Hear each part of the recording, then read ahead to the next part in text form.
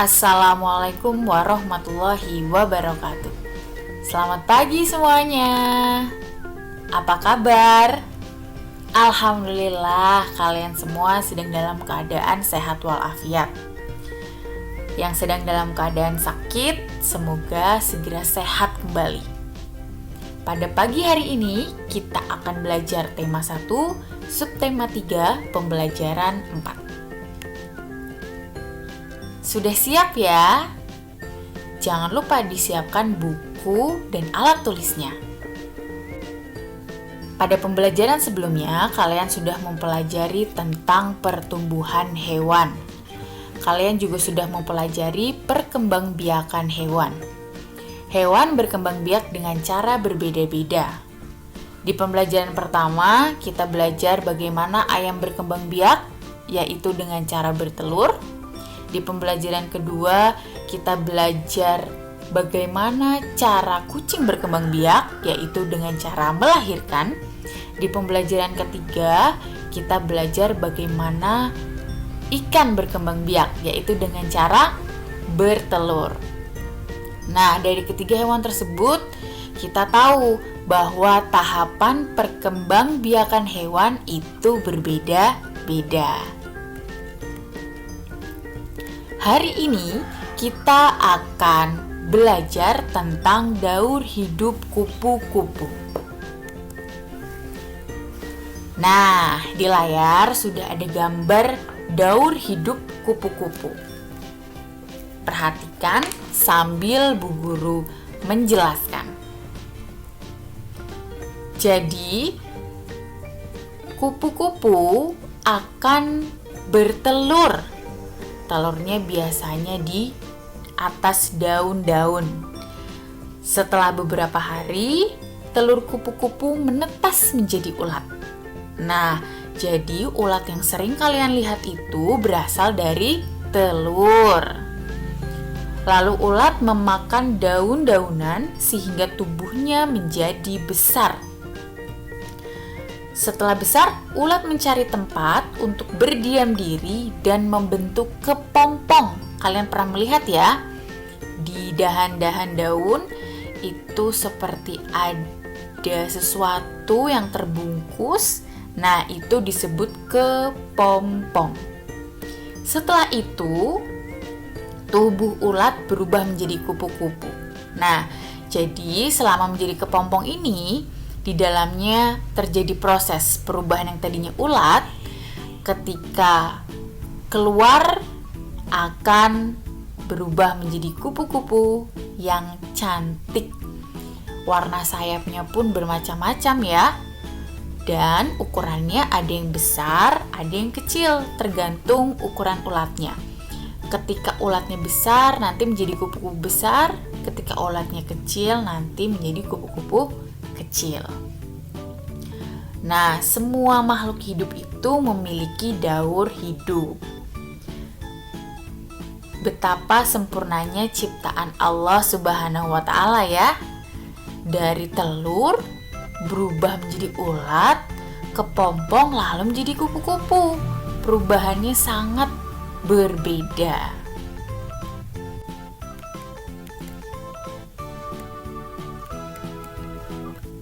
Ada banyak jenis kupu-kupu yang dapat kita temui di sekitar kita. Ada ukuran kupu-kupu yang besar, ada yang kecil dengan bermacam-macam warna dan motif. Ada yang warnanya kuning, ada yang warnanya pink, ada yang warnanya hitam, ada yang warnanya ungu ya. Jadi motif dan warnanya sangat bermacam-macam. Setelah kita melihat tadi daur hidup kupu-kupu, mari kita coba menirukan gerakan sesuai tahapan daur hidup kupu-kupu. Nah, bagaimana gerakannya?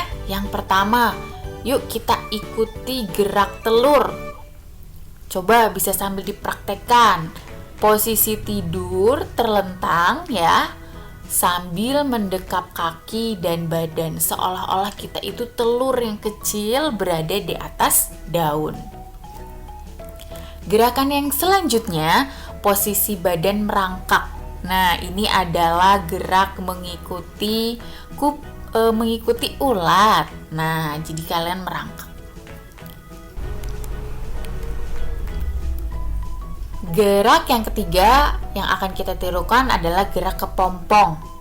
Posisi kalian berdiri ya.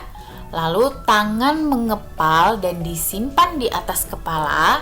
Ayo, tangannya mengepal, taruh di atas kepala. Lalu salah satu kaki diangkat menyerupai gerak menggantung pada pohon. Jadi seolah-olah kalian sedang menggantung di pohon menggunakan satu kaki kalian.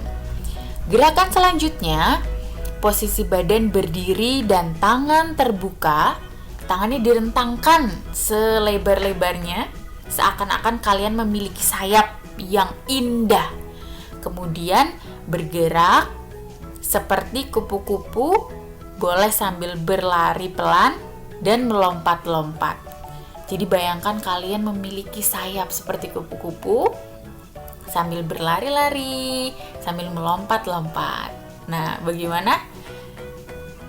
Asik ya kita menirukan gerak daur hidup kupu-kupu.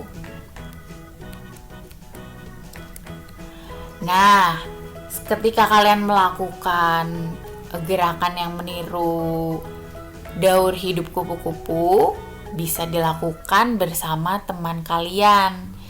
Nah, nanti kalian bisa saling menilai atau melihat kira-kira gerakan mana ya yang belum sesuai dengan instruksi. Setelah kalian menilai, kalian bisa saling memberi saran. Nah, memberi saran itu harus dengan cara yang baik. Karena memberi saran dengan baik terhadap teman merupakan sikap menghargai teman. Kita harus memberikan saran yang baik jika melihat teman kita melakukan hal yang keliru.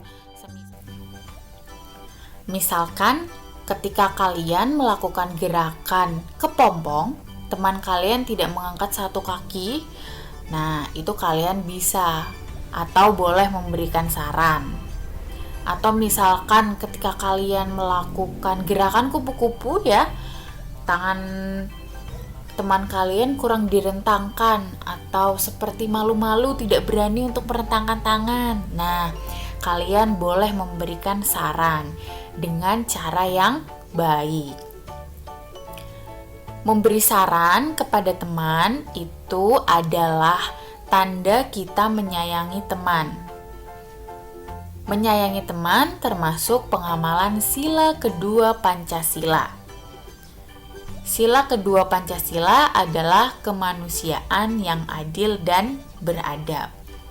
Jadi harus diingat ya, apabila teman kalian melakukan kesalahan, kalian boleh sekali memberi saran. Tapi dengan cara yang baik.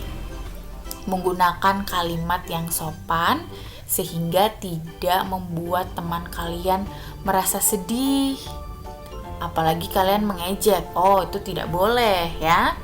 Jadi dibiasakan ketika memberikan saran menggunakan kalimat yang baik ya, dengan cara yang baik.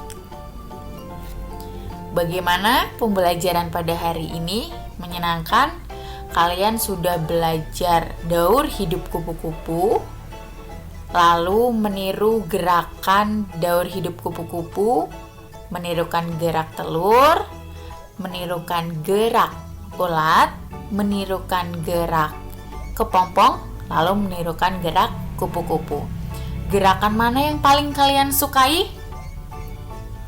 Kalau Bu Guru paling suka gerakan kupu-kupu, karena kita bisa merentangkan tangan, berlari sambil melompat seolah-olah kita memiliki sayap yang indah. Oh, ada yang suka gerakan seperti telur. Iya, karena kita tidur terlentang lalu mendekap badan kita ya, seperti telur. Iya, kita pasti memiliki gerakan yang kita suka dan itu pasti berbeda-beda. Itu tidak apa-apa. Baik, sekian untuk pembelajaran pada hari ini. Semoga ilmunya bermanfaat ya.